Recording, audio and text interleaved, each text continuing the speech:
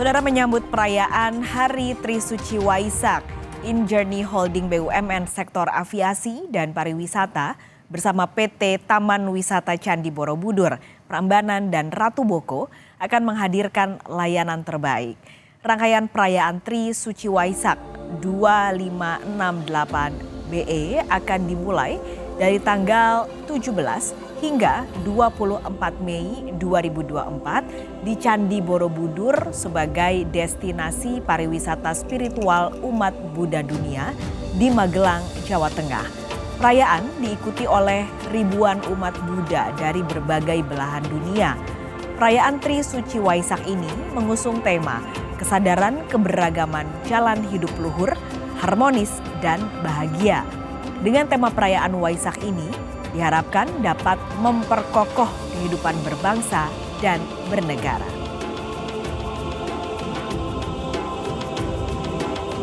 Untuk mengetahui layanan apa saja yang akan diberikan pada rangkaian perayaan Trisuci Waisak yang akan dimulai dari 17 sampai 24 Mei nanti, sudah bergabung siang ini di Kompas Siang melalui saluran Zoom. Sudah ada dua narasumber, ada SPV of Marketing and Event Management InJourney, Retna Asmoro, dan juga Direktur Pemasaran dan Pengembangan Bisnis InJourney Destination Management, Hetty Herawati. Bu Retna, Bu Hetty, selamat siang. Selamat siang. Selamat siang, Pak Kalis. Oke, Bu, saya mau ke Bu Retna dulu. Kita ngomongin soal pariwisata secara umum dulu sebenarnya, Bu. Ini kalau dari InJourney, Bu, apa peran InJourney untuk mendukung percepatan pertumbuhan wisata Indonesia? Dan mungkin bisa digambarkan juga ke kami, Bu, rencana kedepannya dari InJourney untuk pengembangan wisata apa, Bu?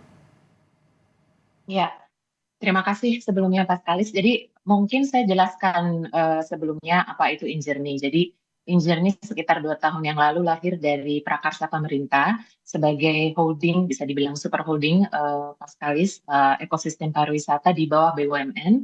Dan kami terdiri dari beberapa perusahaan yang saling bersinergi di bidang pariwisata dan keseluruhannya saat ini sedang menjalani proses rebranding menjadi InJourney. Jadi di bawah kami itu dari hulu ke hilir kami usahakan seluruh muscle pariwisata itu bekerja bersinergi untuk menciptakan pengalaman pariwisata yang seamless, mulai dari airport yang tadinya Angkasa Pura 1 dan 2 kini di bawah InJourney Airport, kemudian juga InJourney Aviation Services, kemudian ITDC sebagai pengembang pariwisata, retail, tentunya ada brand retail kami yang sangat besar yang sudah tidak asing lagi yaitu Satina, dan juga seluruh hotel BUMN di Indonesia di bawah InJourney Hospitality. Last but not least tentunya PT TWC, Taman Wisata Candi yang sekarang berubah menjadi InJourney Destination Management.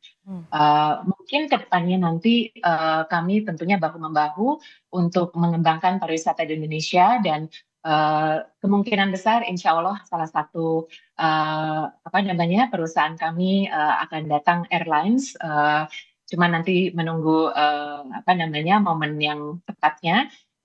Saat ini juga khususnya di Borobudur, salah satu aset pariwisata terbesar kami yang ada di bawah InJourney Destination Management, nanti bisa dijelaskan lebih lanjut oleh Bu Hetty. Kami Road to Waisak di tanggal 23 Mei nanti. Jadi sangat besar harapan kami support dan dukungan serta partisipasi masyarakat untuk dapat mengusung atau mengembangkan Borobudur sebagai tidak hanya jagar budaya tapi juga pusat epicentrum Buddha di dunia bahkan. Oke, ini karena di bawah InJourney sudah ada hulu ke hilir untuk mendukung industri wisata di Indonesia. Adakah strategi yang diterapkan oleh InJourney untuk pengembangan destinasi wisata, termasuk salah satunya yang tadi Bu Retna udah cerita, yaitu Borobudur? Ya. Tentunya sebagai holding BUMN pariwisata kami berkomitmen untuk mewujudkan kualitas pariwisata yang berkualitas tingkat dunia. Dan kebetulan jadi ada dua aspek peran InJourney dalam hal ini. Satu, aspek bahwa aset pariwisata Borobudur ini ada di bawah manajemen InJourney Destination PT TWC. Yang kedua, Candi Borobudur itu salah satu dari 5 DPSP atau destinasi super prioritas yang dimana kami berfokus dicanangkan oleh pemerintah. Jadi selain kami bekerja sama untuk mengembangkan amenitas, aksesibilitas dan juga atraksi, kami juga berusaha dari sisi accessibility mengembangkan konektivitasnya. Jadi InJourney dalam hal ini akan mendorong terciptanya pengelolaan terpadu di kawasan Borobudur serta meningkatkan kualitas pelayanan di dalam kawasan. Dalam hal ini kami tentunya bahu-membahu bersama Ibu Hetty di sini dari PT TWC InJourney Destination Management tuh berperan aktif membangun awareness karena kami memang bervisi menjadikan Borobudur sebagai epicentrum Buddhis di dunia melalui media konvensional maupun sosial media dan juga kolaborasi dengan berbagai pihak.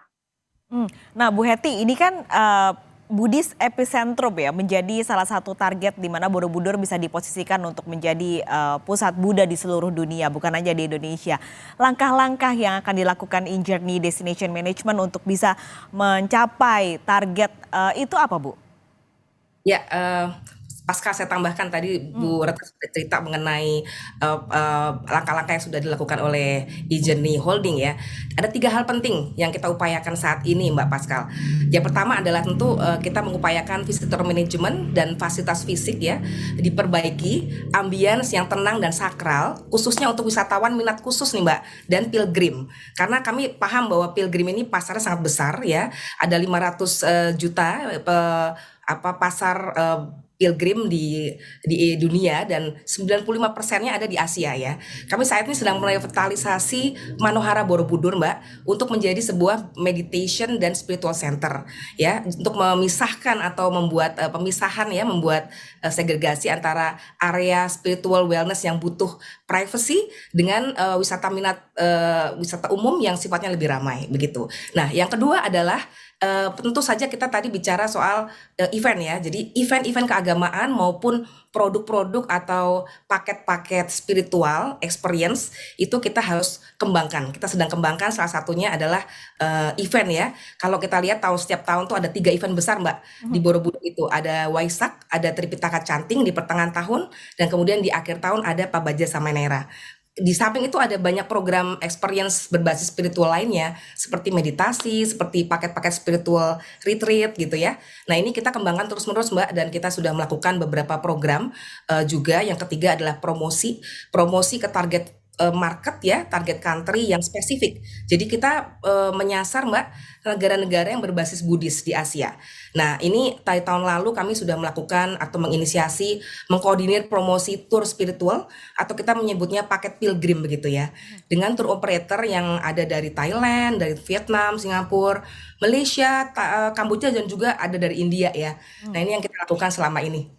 Begitu. Oke. Dari 3 hari yang cukup besar dan penting yang akan digelar di Borobudur tadi, yang terdekat ini kan Waisak ya Bu ya, Trisuci Waisak akan digelar pada pekan depan. Pentingnya gelaran atau hari Trisuci Waisak di Borobudur nanti kan seperti apa Bu Hetty, lalu persiapannya sejauh ini bagaimana?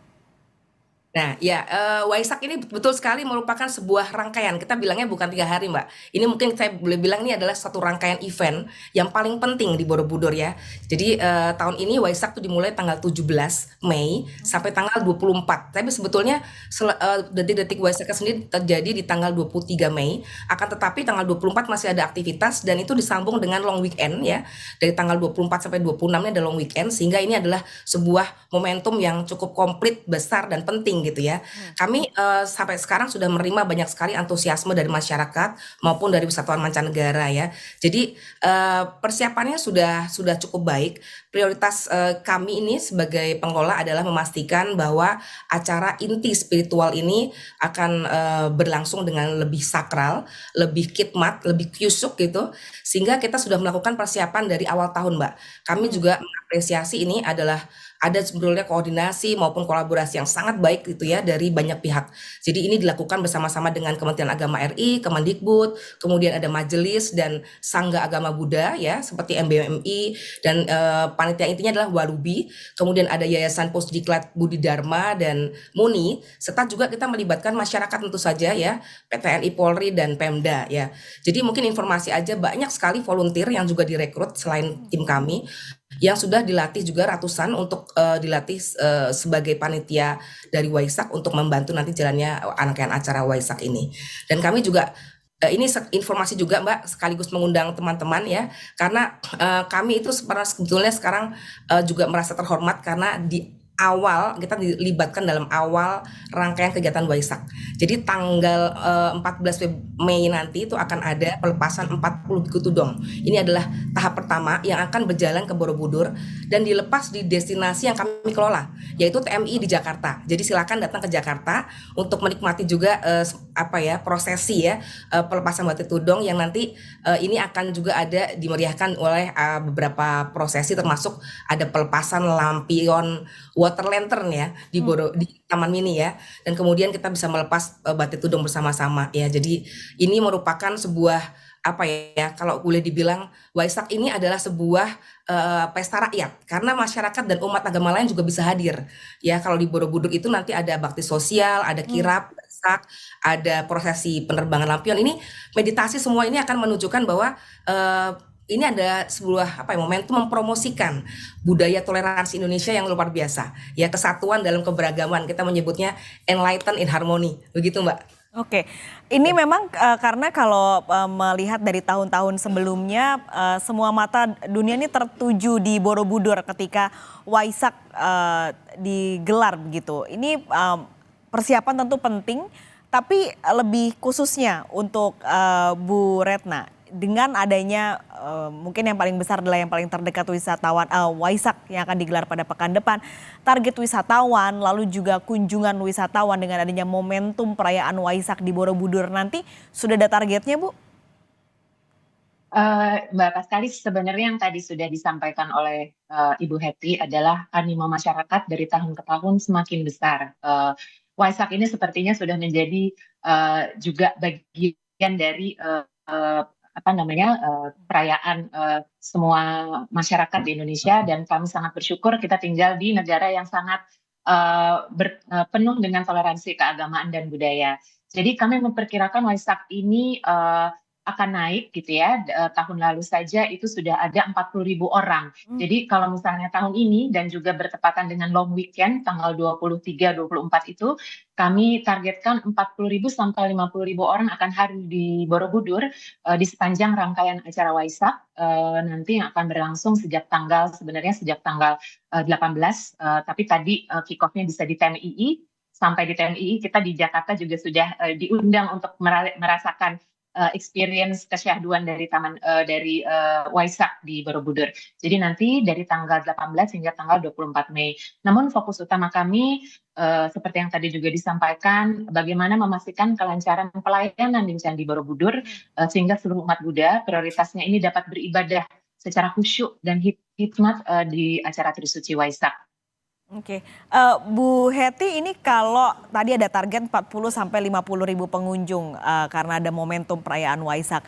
Tapi secara jangka panjang ini apa harapannya untuk dampak dari perayaan Waisak tahun ini? Ya, kami berharap tentu ya seperti tahun-tahun sebelumnya, Waisak ini kan menarik banyak wisatawan ya, baik wisatawan pilgrim, minat khusus. Tapi selain itu juga sebetulnya dia juga membawa berkah dan dampak ekonomi yang luar biasa ke masyarakat sekitar ya. Okupansi hotel, homestay, transport itu akan meningkat. Tahun lalu itu betul-betul full, sampai ada kalanya rumah penduduk saja diubah menjadi sebuah tempat penginapan.